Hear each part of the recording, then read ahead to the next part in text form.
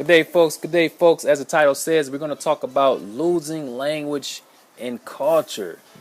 Yes, I'm pretty pumped up about making this video because I had a very, very interesting conversation with a buddy of mine early this morning regarding the immigrants who migrate to these countries. No, who migrate to these countries and raise children, which eventually lead to them not knowing the language well. Not all the time, but a lot of the time this happens. I've even met many of these people, Chinese, Arabs. They tell me I can't speak the language. I understand, I can't read or write. This is very common. Before, I didn't understand it. I didn't understand why it was like this, but I have a pretty good idea why and understand it fully now. But I think it's really a pity that this happens. People migrate over to these different countries, and they're totally oblivious to what happened, what the consequences will be if they don't really put the effort in and try to encourage their kids to embrace the language and culture. It takes effort from the parents' part. I believe it's as a parent, it's our responsibility to take the initiative to do this for our children. So I think the biggest consequence here, the biggest consequence of this happening is the children not being able to communicate with the family back home. As you know, the immigrants, they come from, India, and perhaps they have some family over there that can't speak a lick of English. That's really a pity for the children if they can't speak the language well, effectively to communicate with their relatives over there.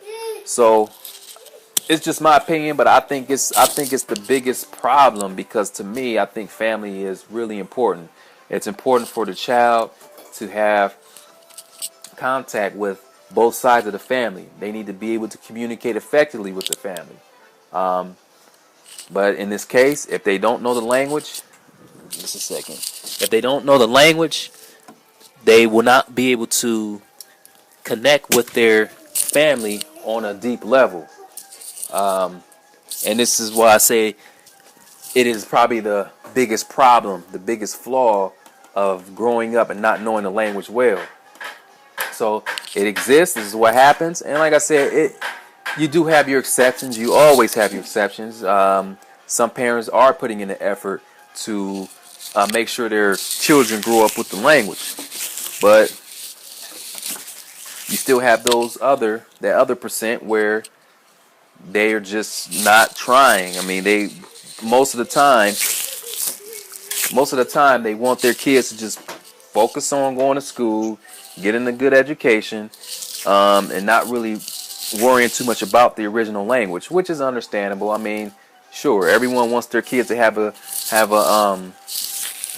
good education and stay focused on that. But at the same time, I think it's really dangerous when you lose your language and culture. It's never too late. It's always time to, get into it and really learn it well. I mean, I've met a lot of people who've done that, but I think it's really, if you can do it while they're young, I think it'd be really, really awesome. Like these girls here. Get them into it at a young age. And then look at that. She's just naturally going for the books. They love books already. But anyway, that's what happens. But we need to ask ourselves why. There's always a reason. Right, there's always reasons why things are the way they are. And in this case, there's a really good reason why these kids grow up without their language. First of all, when you're living in these foreign countries as immigrants, there's going to be a primary language spoken in that country. We're going to talk about the U.S. here. English is the primary language. When the kids go to school, they're going to naturally learn the English language. They're watching TV, cartoons, all this stuff. They're totally immersed in the English language and in English culture. This culture here. So it only makes sense that they're going to have more focus on that language. Then you got to also consider that the kid, they're not seeing, okay, so like let's say if you're of Chinese descent, you're not seeing anything that's related to your culture. You're not seeing any anything that's going to help you to embrace that culture or take some pride into it. That can play a big role into it, a big factor in why the kids don't really care much about their language. You're not seeing yourself. Your parents are busy. They don't have time to help you learn the language. They're not putting any effort in to expose you to the language, you know. So these are some reasons why it happens. Okay, we put our children in these schools, and they want to fit in with the other kids. They don't want to seem weird. They look different. They already look different.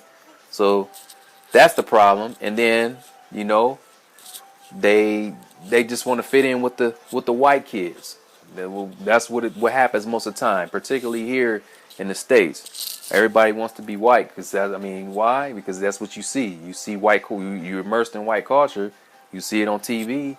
You see everybody trying to be white. So that's what you want to do, which will consequently lead to you not even caring about your original language. So I think the parents, I don't know, they work so much, they don't understand this, they don't think about it. But at the same time, when these kids start to get older, then they start saying, oh, you need to learn this language because this is, you know, we're your parents and we speak this language. You have family back home. You need to communicate with your family. You have this blood. But at the same time, you weren't there to put the effort in to try to help me to learn a language, you know.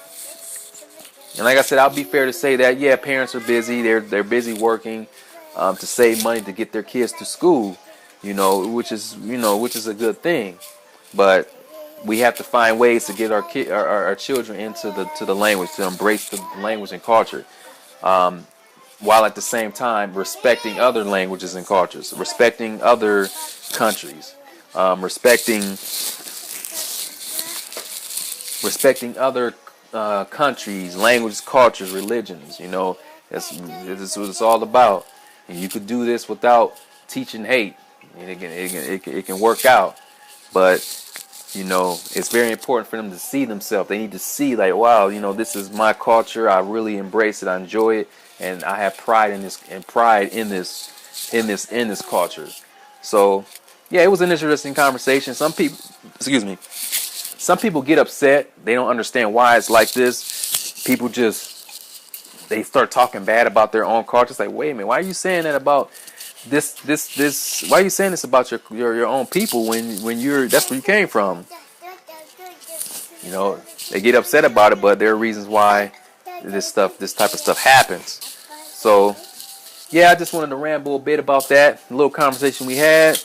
We just gotta, you know, if you're raising if you're an immigrant or you have your wife is from a different country, it's definitely it's important to make sure you try to get them into the language and culture while they're young. You know, kids are kids. They don't understand what's going on. They see you having fun, doing certain things, and then they'll start to have fun. They think it's a good thing to do. But it's all about that exposure and really, putting the stuff there for them to see. So that's my opinion. That's just what I think. It's how I feel about it. We should try to get our kids into these languages. Especially if they have lineage. I mean, anybody should do it, but you guys know what I'm talking about. So that is it. That is it for the rambling. Let me know what you guys' thoughts are on this topic. And yes, thanks for viewing. And see you next time. Say bye bye. Look, say bye. She's not paying attention.